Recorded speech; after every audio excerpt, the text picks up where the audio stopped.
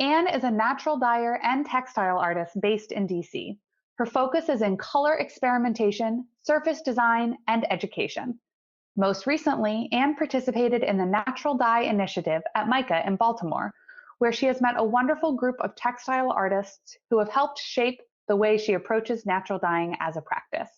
She is part of a textile collective from DC called To Dye For Collective.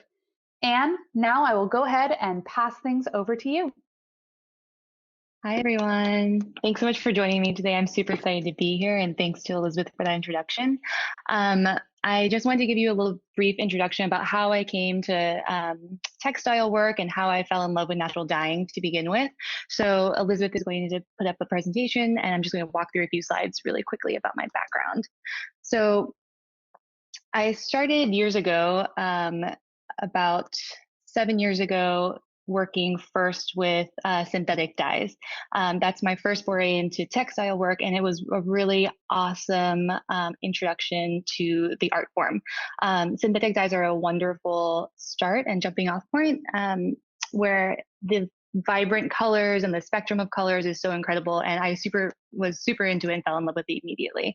But after working in that for a year and a half or so, I met a woman who is now a very close friend of mine, who works in flowers, and she introduced me to the flower farm that she was at the time. And I would go out to this farm, and I was introduced to the world of plant matter and the full spectrum that yielded. That's me as a young child. I was obviously really obsessed with color super early on, and that love has brought me through to where I am today.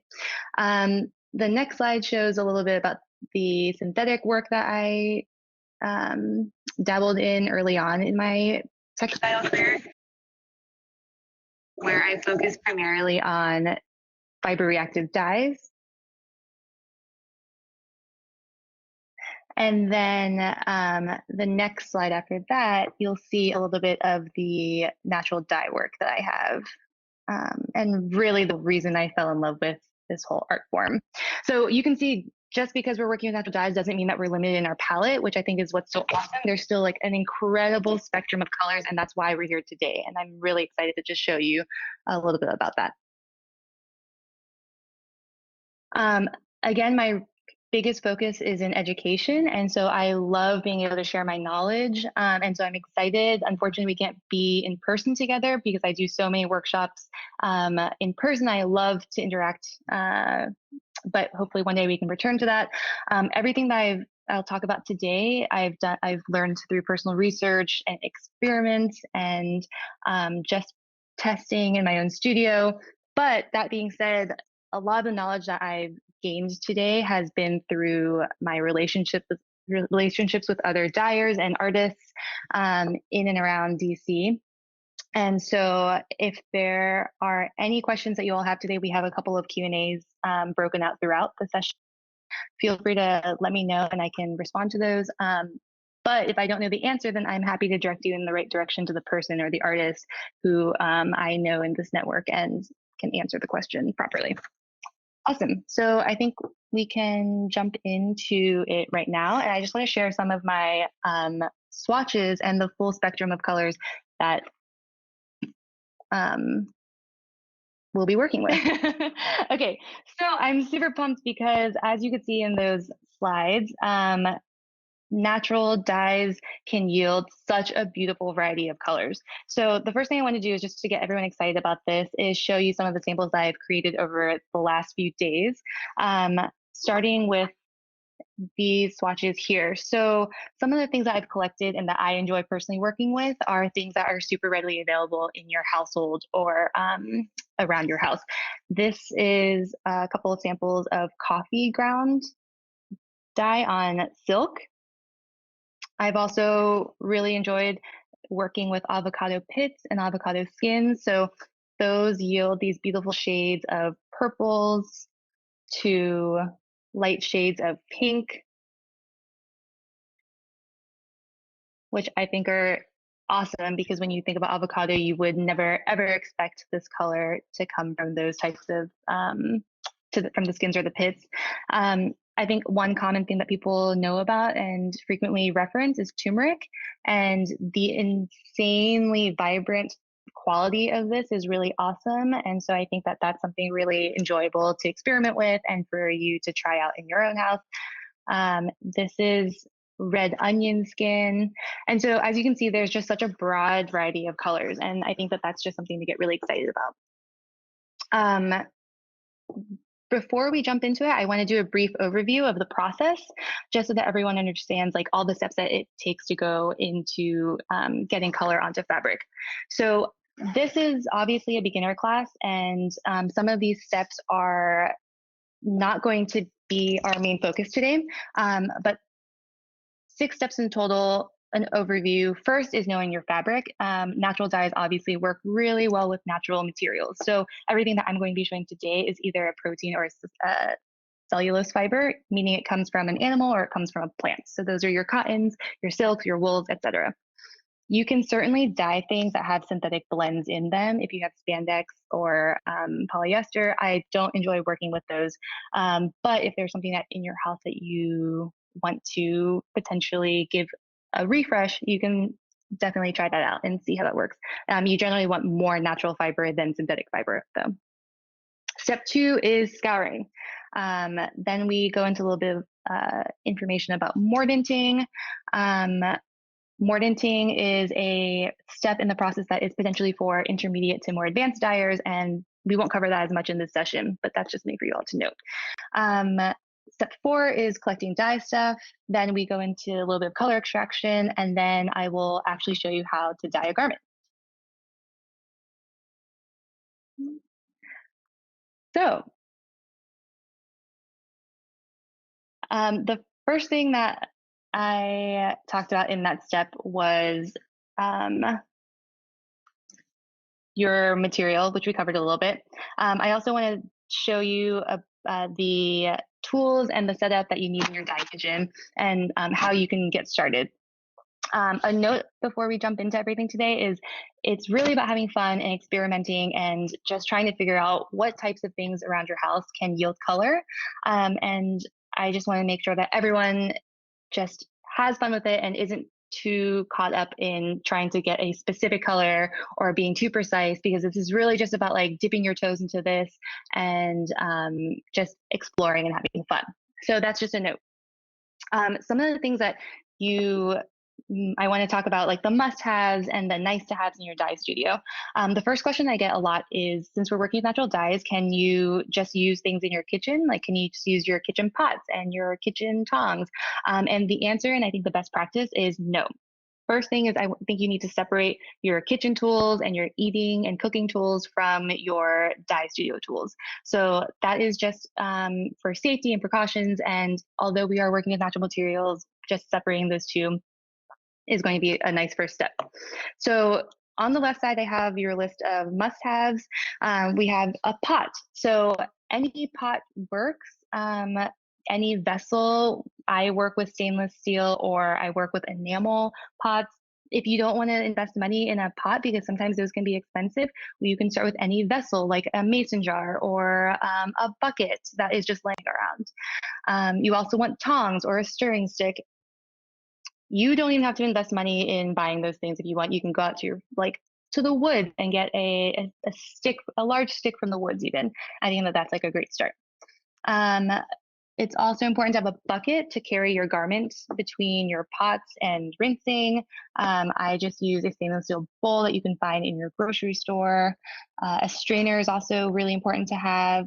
And obviously dye stuff, the materials that you're going to actually extract color from, some sort of heating stovetop or fire source, and then the garment or fabric that you want to work with.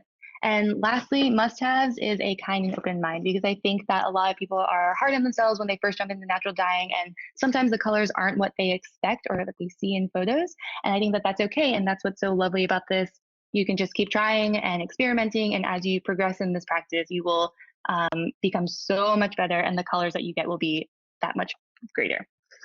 On the right side, I have a list of nice-to-haves.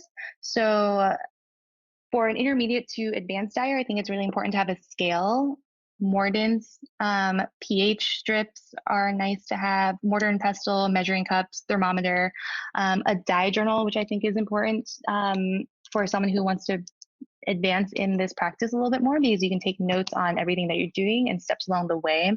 And I think that that's really nice, so that you can return to a piece or a color if you got something really awesome and extraordinary and you want to try and recreate that. And lastly, on the nice to have is patience, because I am not a patient person at all. And so much of this is time and just being slow with it. And I think that it is really important to have that and understand that this is a long, slow process. So that's a little bit about the tools and setup, must-haves, nice-to-haves. I wanted to break now and just take a few questions if anyone has anything. And if not, I can move on to the next part. And can you tell us a little bit about why somebody would choose natural dyes instead of synthetic dyes? Yeah, so as I mentioned, I started both in synthetics and in natural dyes. I think it's really awesome to work with natural dyes because it's giving a second life to these materials that you would otherwise just throw into landfill or maybe into compost. I think it's like a really lovely, magical process that you can use the pomegranate seeds and eat them and consume them, but then also take the skins and then refresh a garment or like a kitchen towel in your house. So I think it's just like a really wonderful way of giving a second life to materials that are considered waste. And so I think that that might be one reason why someone would choose natural dyes. I also think that it's really just an awesome experience being able to go outside of your house, wherever you are, and maybe choosing or picking up dandelions or daffodils or marigolds from your garden, and also getting the color from that and seeing how magical that is, and the colors that are yielded from that. So I think that's the reason why I enjoy using natural dyes, is just being able to like see that magical process and see the colors that come from things like very unexpectedly. And as you mentioned in your materials, the idea of a pot dedicated for natural dyes, if you have one that you could dedicate, what about a crock pot if it's a dedicated dyes crock pot? Oh, do you mean a crock pot like you plug in and it's like a slow cooker? I think so. This is a question coming from our Oh, audience, but yeah, I think that's that the is so question. interesting. I have never heard of anyone using a crock pot, but that seems like it would be great because, as we will talk about later on, one of the things about natural dye is that like the temperature regulation is really important. And so I guess in theory, a crock pot would be really awesome because it would be like a low simmer across a long period of time. So I would certainly try it. I've never personally done it, but it seems like a plausible tool to use. And we definitely got the question already about permanence of these dyes. So if you can just give us a quick bit of Yeah. information about the idea of permanence and mordanting, that would be great. Yeah, of course. So light fastness is something that people ask about all the time with natural dyes. There are obviously a certain amount of plants that we know about in the natural dye world that will give stable color and be more light fast than others. A lot of the things I'm going to show today, which are food waste dyes, tend to be less light fast. So again, this is going back to the note at the beginning about this is just having fun, being able to learn what materials yield what colors, but food waste generally will not be as light fast. There are certain measures that we take as dyers, such as mordanting, that will help keep a much longer and fix that color in at a molecular level. Again, we're not diving into that today, but just know that with food waste, you will have less permanence, less light fastness. But that's kind of the beauty in it. I can dye something with onion skins once and then continue doing that over and over again once it fades. And that's really why I love natural dyes so much. So that's something to think about. Great, thank you. And let's Yeah. dive back into the process. Okay, cool. So step one and step two, if you think about or refer back to the chart earlier, I mentioned scouring and mordanting. When I first started dyeing, I never scoured my materials. What scouring is giving your fabric a deep cleanse, a deep wash. that was a huge mistake on my part. And I highly encourage everyone to take up scouring as your first step as a beginner dyer and just work that into your practice. The way that I scour is over a pot of hot water using a pH neutral detergent or soda ash, which is something similar to baking soda. You can find it in your grocery store. And I just make a solution of hot water, add the pH neutral detergent, and then add my fabric into it and let it boil or simmer to really get rid of all the residue off of your material. What people don't realize is that a lot of these fabrics that you get have natural residues or residues through the manufacturing process. And so the scouring process really helps to clean the fiber and allow for a dye to create a nice fix onto the fabric. As a home dyer, you might not want to do a scouring pot. You might not have pH neutral detergent. You can use something like a clear, like eco-friendly detergent that you can find at your grocery store. And you can just throw it in your washing machine. Actually, maybe that's a bad idea. I think that sometimes that can overflow, but be careful what you put into your washing machine. But just know like it should be clear and pH neutral. And if you don't want to use a pot, just do a hot wash in your washing machine, and that will be a good start. Step 2 is mordanting. Mordant comes from the French word to bite, and what a mordant is it can be either a botanical mordant or a chemical mordant, which is a metallic salt. What these mordants do is help bite the color, the dye, at a molecular level to your fabric, to your fiber. It's a really important step that many dyers take, and it's a crucial part of the process.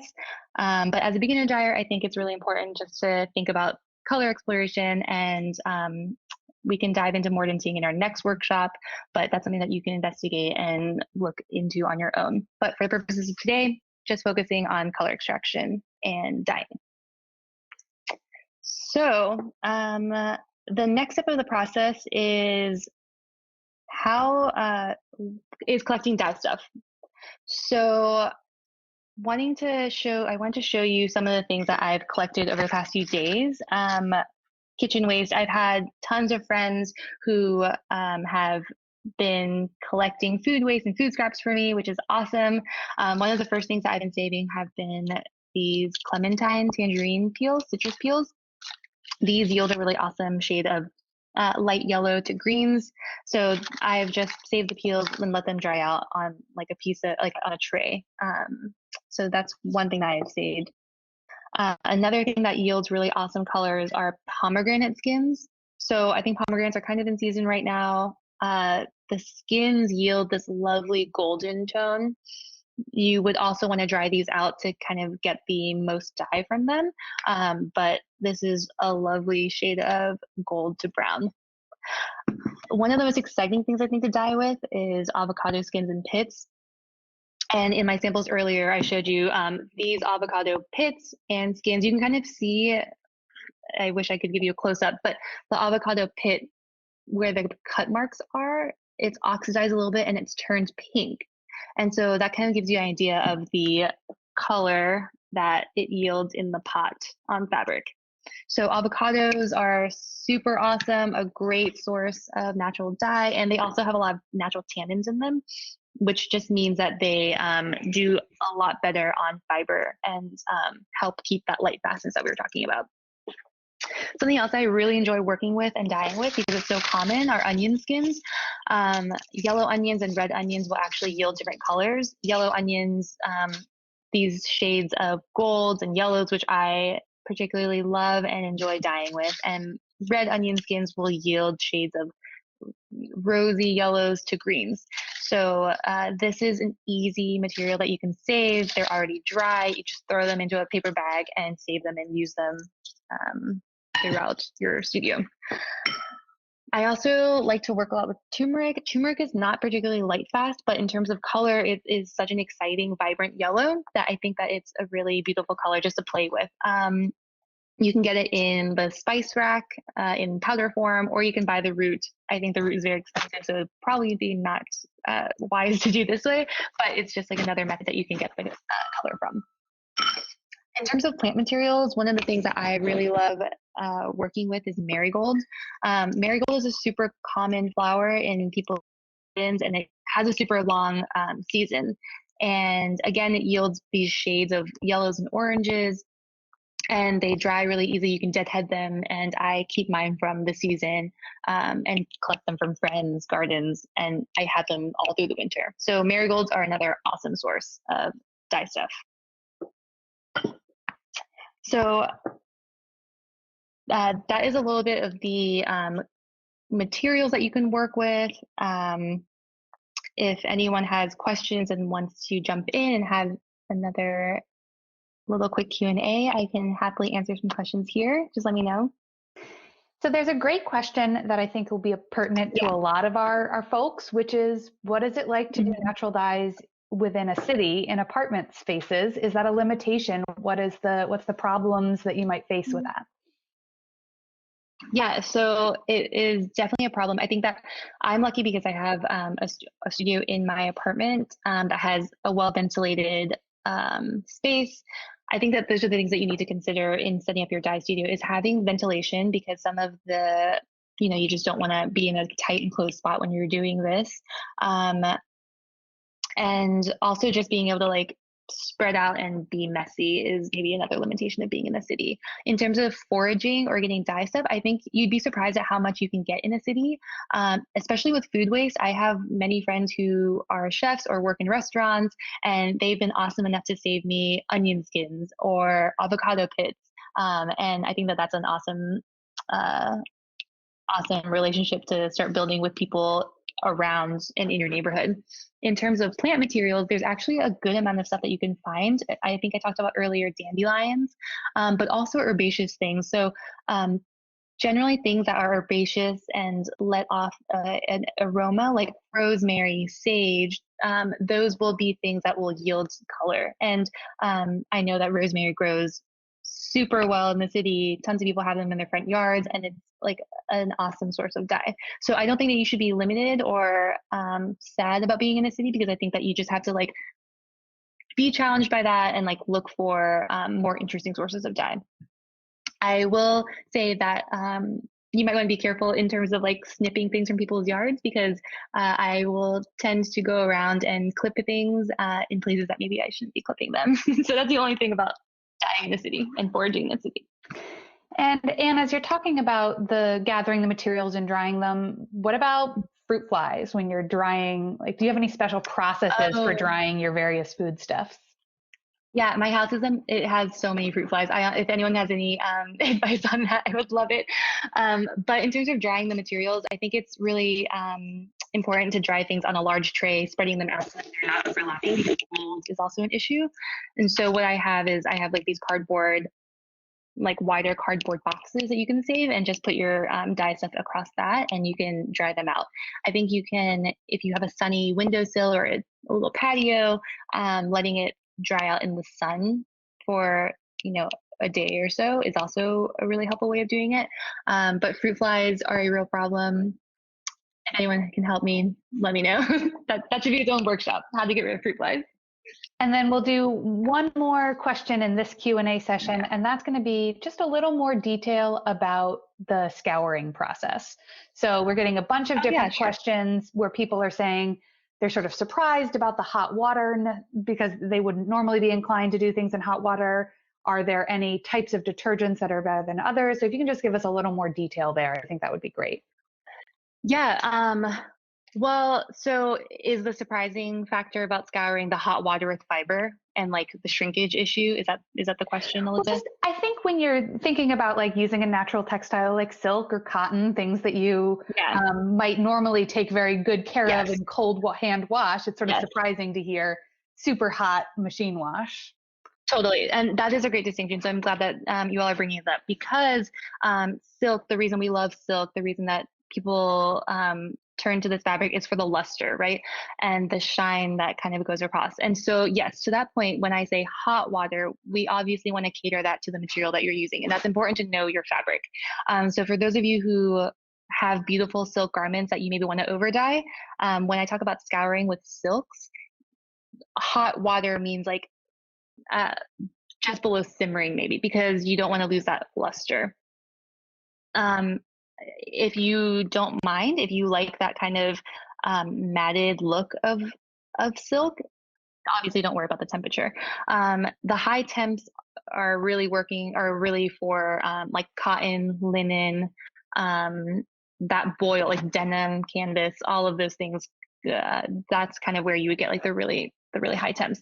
I had a friend who is also a dyer who told me that he took his white pants and put them into a scour pot on super high heat, and they were seemingly clean to the eye, but after scouring them, like the water turns brown. It'll actually, I think maybe it might freak you out to see how much like residue comes off of your material when you scour it. But in terms of the detergents or the the detergents that you can use, I think any sort of clear, non like pH neutral detergent works. But also a really common product is called soda ash, and you can get soda ash in I think in your laundry aisle, like next to all of your other detergents, and it just comes in a box similarly to baking soda, and you can just throw it in a pot with hot water, soda ash in it, and then let that boil or heat, simmer if you're talking about silk, boil if you're talking about a cotton. And since we got this question from you, Anne, and then our wonderful participants had an answer, remedy for fruit flies: water, juice, or sugar, and a squirt of dishwashing detergent in a jar covered with cheesecloth and a rubber band. So there it is. Nice. Thanks, guys, for helping us crowdsource an answer. Thank you. It's driving me insane. You can't see them, but there are like occasional ones darting by my eyes. So it's annoyance. But cool. So the next step I want to talk about and dive into is, okay, we have all these wonderful dye stuffs. How do we actually extract the color from these materials? And simply put, to extract color and get the dye liquor is what it's called from a dye stuff. It's just like creating a broth or a stew or a tea. So again, kind of like how we talked about, it depends on the temperature, depends on your material of fabric. Every dye stuff is going to have its own ideal temperature of water. But the basic premise is that you would take your dye stuff, put it into a pot of water, and let it come to a simmer. When we're working with natural dye materials, it's really important to know that, again, that temperature, if you push it too high or too to boiling, sometimes these colors will dull. And so, I think what people are most often after with natural dyes is these vibrant, beautiful, sort of saturated tones. And it's important to note the temperature and making sure you don't go too high and overboil something, because that will generally dull down or muddy the color. So I'm going to go over here and show you. I have some pots simmering right now, and just give you an idea of how we extract color. So I have two pots right now going. This one on the left side is my avocado pit dye, and I've left the dye stuff in there, the pits and the skins actually, because I wanted to kind of show you how it works. Once you start dyeing, people will strain out these materials in the pot so that you can get a clean dye, but you can just see I have the skins, and this has been simmering for, I guess, at least a day now. Not fully 24 hours, but I've started this, I think, a little over a day ago. But you can kind of see the color is this really rich, deep pink color, which is super unexpected, but really lovely. I think that the more oxidizing that your avocado pits and dye get, the richer that pink tone will get. The temperature for something like avocado is really important. Like I mentioned, avocado is something that if you were to bring this to a boil for too long, the color shifts from this like rosy pink color to more of a neutral tan or brown color. And if that's what you're going for, awesome. But just know that if you're trying to achieve these more saturated tones, then you want to keep that temperature to more of like a simmer. Over here, I have a pot of water that I've also just been simmering since the beginning of the workshop. And I just show you, I think it'll be really fun to do onion skins because I absolutely love this color. So what I have is all of these saved onion skins that I just put into a jar. Just saving a ton of them, tons of these mason jars lying around my house. A great way to store them. And what you would do is the water's just, you can kind of see the bubbles. They're like just at a simmer. You would take your dye stuff, in this case, our onion skins. And if you have a mortar and pestle, it's really cool if you can mortar and pestle these down into like a fine powder. But I don't have one with me right now, so I'm just going to break it up into small pieces. And breaking it up is really important because it helps get more color out of your dye stuff. So whenever you can, take your dye stuff and really break it down into like smaller pieces. So I'm just going to sprinkle that in.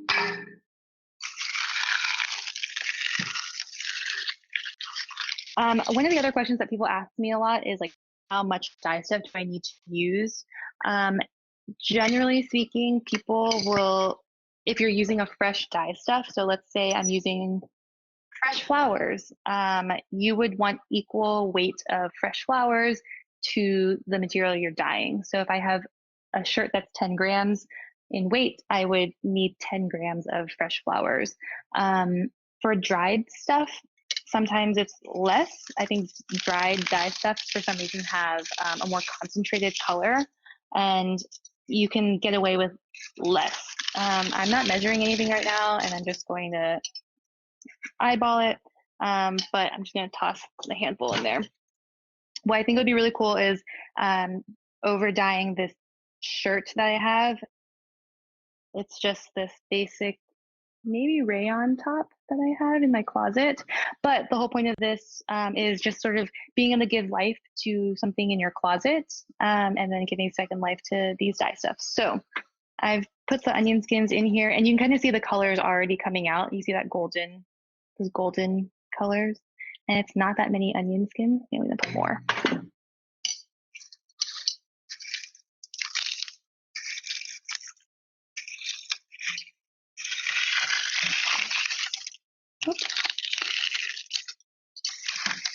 So much of natural dyeing is just this like process of standing over pots and stirring them for hours on end, and it feels very magical being able to see this. I feel like I really love this process of standing over and seeing that color coming out. Does anyone have questions while we're doing this? Are there any more? Absolutely. Let me jump in with some questions for you. And one seems especially pertinent as we're watching you stir. Any specific guidelines for the amount of water you're adding? So if we've got 50-50 on the ratio of dye stuff to fabric weight, what about water? So yes, that is a great question. So generally what I would do in my color extraction process is just covering my dye stuff with enough water so that it covers the material. So you can see like the onion skins are floating around. There's maybe about 1.5 gallons of water in here. I would extract my dye like this for maybe about 30 minutes, maybe to an hour, let it simmer, before I would strain all of this onion skin out, and then putting my garment or fabric in. In terms of the amount of water, you want enough water where your material or your garment can flow around freely and move in that liquid and get full coverage. It also kind of depends on a few things. If you are looking for even, beautiful coverage on your piece, you want to make sure that the fabric can move around freely. If you're going for more of like a tie-dye effect and getting some variation in your fabric, I would use less water, and just trying to conserve and be mindful of your consumption, and leaning into less water. Another thing that is good to note though is that as your fabric moves around, it will touch the bottom of the pot and potentially create heat spots. And so if you're working with something like silk, that's something good to know, because if there's not enough water between your garment or in the pot, then your garment will hit the bottom and create darker spots on the fabric. So if you're using something like a wool or silk, obviously, you want to protect that fabric. So that's generally speaking, you just want enough water to have your fabric free flowing. And we are getting a number of questions about other colors. So we're seeing lots of sort of pinks Sure. and browns and yellows. What about blues and purples? Yeah, that's a great question. So blues, okay, purples are actually accomplished by, I think earlier, these are maybe more in the grays. But purples are accomplished by putting, can you all see these tones? Yeah, so this was an avocado dye that I dipped into a modifier. I dipped this into an iron solution and it creates more of these purple tones. In terms of blues, one of the most common sources of blue is actually indigo. And that's not a part of this like food waste demonstration today, but indigo is the most notorious source of natural blue in the world. It's a much different process though. Blue indigo does not come from creating dye pots like this. It comes from creating a vat, but that is for a whole nother workshop because it's such a special process of extracting blue.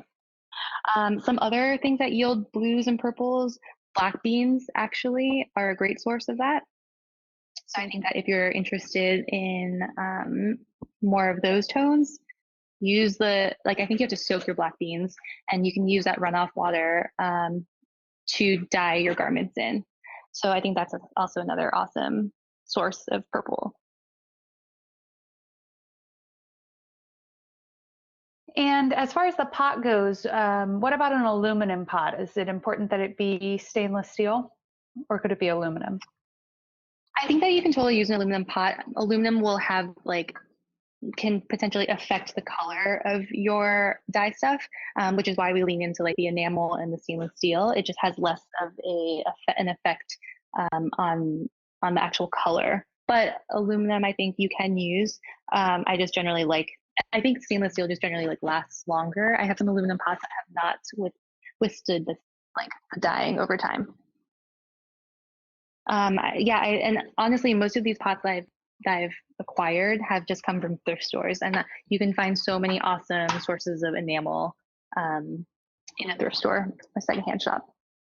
Sorry, reusing pots or cleaning pots, no, yeah. What's necessary between dye baths? So as you can see, my pots are not the cleanest. It's always been my worst part of washing dishes is pots. But it is important to clean, especially I have my dedicated yellow pot, my onion pot. I have my dedicated pink because I do it so frequently. I think that you can use, there's some, I can't remember what it's called, but like a sort of less caustic powder that you can put. I think it's like a solution of like baking soda, but yeah, you can just like use baking soda and vinegar and clean the pots. And yeah, I think it's really important to like clean them in between. Also, I haven't found any issues with not doing a thorough clean. So I wanted to show you the next part. So now that we're extracting this dye, the avocados have been ready because I started this yesterday. But you can see that the color is super rich. Generally, after you've extracted the color from your dye stuff, what you would do is strain out all of those materials and then put your fabric into the pot. Sometimes you don't have to take the material out because if you are interested in getting more variety in your material, you can totally leave those in, but just know that wherever you have like a hard or like a material dye stuff in there, it's going to create these little spots on your fabric or garment. If that's the look you're going for, like totally do it. I oftentimes will just keep the material in the pot as I'm dyeing my piece because I like that variation.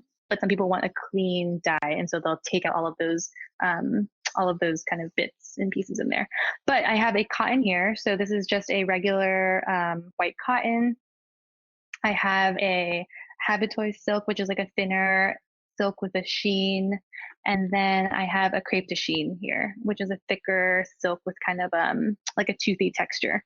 And the silks and the cottons will take color much differently, but I can show you. And you would just put your fabric in. This doesn't have as much water as I would like, but these are just samples. If I were doing a shirt or something larger, I would want more water to cover the material. But for the purposes of this demo, just a little bit of water. And you can see that they're already taking up the color right away. And there's also just like a significant difference in the tones. This is, I feel like, a little bit more pink, and then we get peachy tones in our silks. But you would want to put the material in, or your garment in, and just stir it around and make sure that you're getting all of that dye liquor to move across the fabric so that you can get a nice even dye. So with avocado, because the color gets richer as time goes on and as it gets oxidized, you would want to leave this in for probably at least an hour. You could even leave it overnight. One of my friends told me that she simmered hers on and off for 7 hours to achieve really rich pink colors with avocado. And so if you have the time, that is also another thing to think about. Lots and lots and lots of time in the pot. So with our onion skins, I feel like, yeah, you can kind of see that amber color coming out. It's like already super dark just from the small amount of onion skins that we put in. And I wanted to put this top in.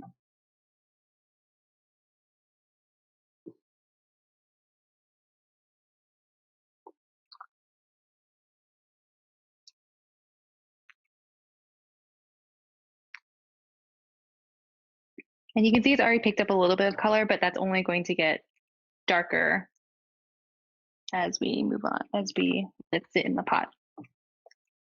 Again, like you can kind of see wherever the onion skins are touching the fabric it's going to create these imprints on the fabric. And if that's not what you're going for, then definitely you want to strain out the onion skins. All right, so that's the onion. And then, yeah, the color over here is even getting darker, even in just this few minutes.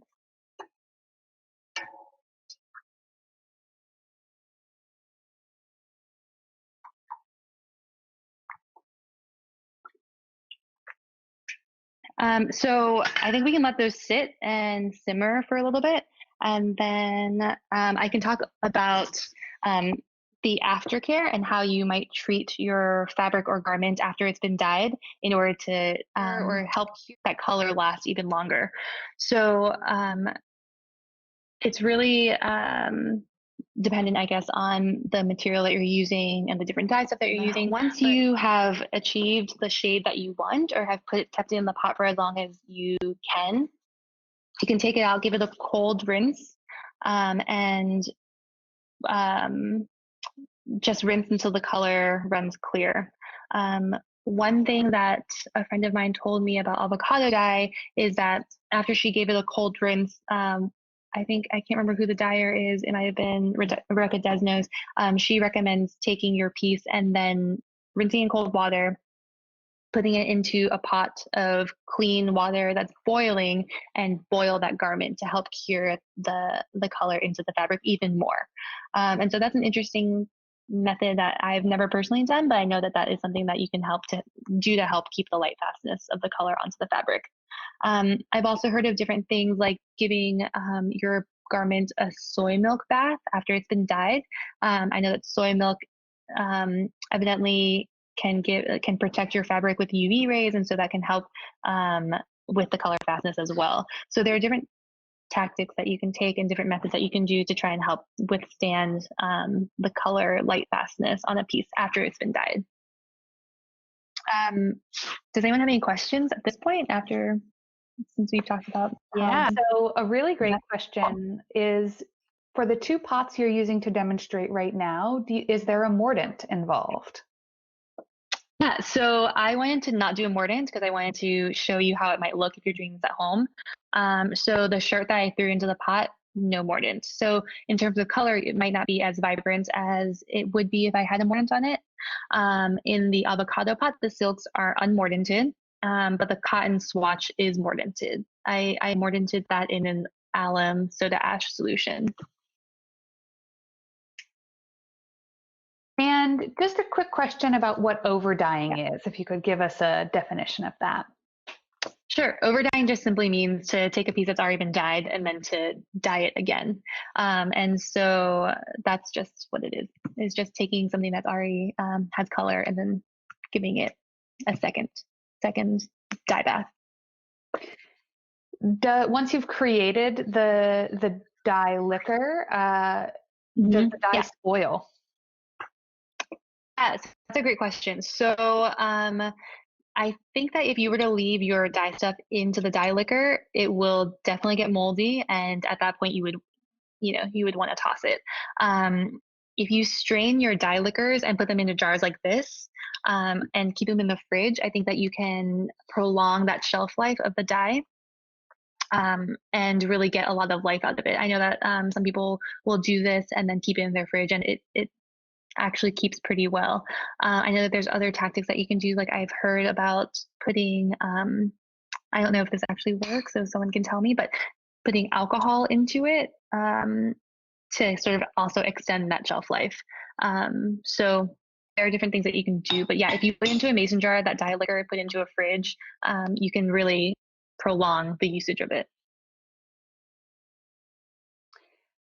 So I know that we have talked about when we don't have access to mordants, things aren't as light fast, but can you give a little bit of a description of how light fast the people could expect some of this to be without a mordant? Yeah, so ooh, I just totally whipped out one of these. Sorry. So I think that for something like avocado pits, which have, or pomegranate skins, which have um, higher amounts of tannins in them, things like black walnuts, that those natural tannins, or black tea, for example, high in tannins, um, anything that has those natural tannic acids in them will prolong the life of the or will help with the light fastness. In terms of washes, I think honestly, I don't know how many washes you might get out of like a citrus peel wash or a citrus peel dyed piece. But I would imagine it's like, I honestly don't have a truthful answer because I generally do mordants all of my pieces. But I think it would maybe be like several washes before something might fade. But then it's really cool because then you just throw it back into a dye pot. I've actually I have some pieces from early on in my dyeing where I was less vigilant about mordanting, and some of those actually lasted for maybe about a year. Um, and those were things I dyed with like rosemary or dyed with like marigolds unmordanted, and those actually surprisingly lasted a little bit longer. But yeah, I don't know that there's like a hard fast rule in terms of like washes or lifespan, but it'll be worth experimenting and seeing. And that's the reason why people can keep a dye journal, so they can keep an eye on how long they've had something. Yeah, yeah, So we're absolutely. Yeah. nearing the end of our program. So if we want to take a chance Mhm. to see those dyes, I think now would be a great time. Yeah. Okay, cool. So I can pull them out of the pot and I can show you um, how it looks. So yeah, this is the unmordanted top, like I think picked up a really good amount of color so far, and it's only been a few minutes. I think I will show you that. Okay, this is actually a really important thing to look at. Do you see where there's like this darker yellow area? This is in the armpit of the garment, and you can see that it's like a much darker color. It's like a deep yellow color next to these kind of rosier tans. And that is probably because someone wore deodorant, which I think is high in like alkaline materials. But you can see where the color is much richer and deeper where the deodorant has hit the garment. And so that's kind of like the effect that a mordant might have on a piece. So you can kind of see that variation, which is kind of a fun surprise. But yeah, and you can also tell the areas that are a little bit lighter because of where the material was folded up. But yeah, in terms of color, I think it's pretty, I mean, it's pretty exciting that it's already has this like rosy shade of beige. So I think that if we were to keep this in there for 30 minutes to an hour, that would only get deeper and darker.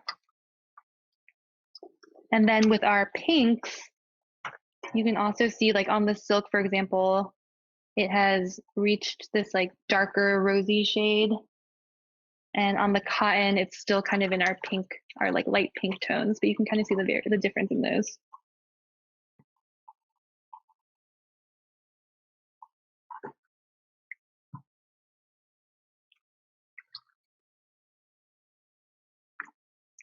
But yeah, Elizabeth, do you have any other questions for me?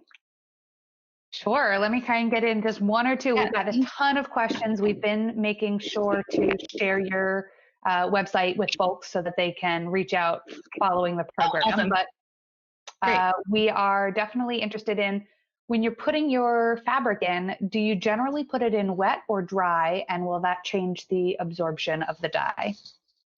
Yeah, so what I like to do with my garments is you generally want to pre-wet them.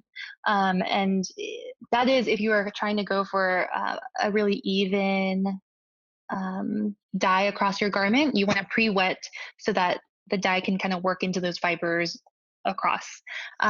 If you're going for that variation in the fabric and you kind of want those pockets of different color, you can totally do it dry, and then you'll get a little bit more of like a texture and pattern on your piece. So it just depends on the look you're going for, but generally I will pre-wet my material.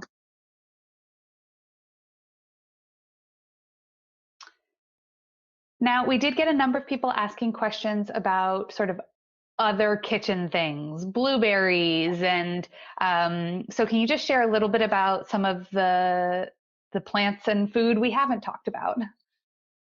Yeah, so there's a long list of things that you can dye with. So berries is something that you'll come across, I think, a lot if you are researching this online. Again, those will not have the most light fast qualities, but they are definitely fun to experiment with.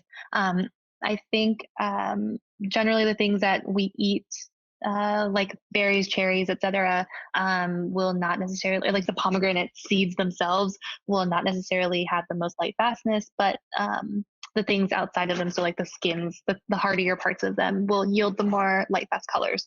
Other things that you might be able to get coffee from or get color from: coconut husks, coffee, elderberries, lavender, rosemary, stinging nettles, purple basil, saffron is obviously a great source of color. Annatto seed. Annatto is not very light fast, but the color of orange is really beautiful. The peachy tones that you get. Tea is really fun to work with. So there's so many things that you can get color from. But again, it's just more about that light fastness, and whether or not that will stay in your garment is another story. Great. Well, thank you so much, Anne. I think with that, we're going to go ahead and wrap up. I'm going to share a slide for everyone that will show you Anne's website contact information. Um, and we're really grateful that you took the time to join us for today's demonstration. We hope you'll feel confident diving in just a little bit to the world of natural dyes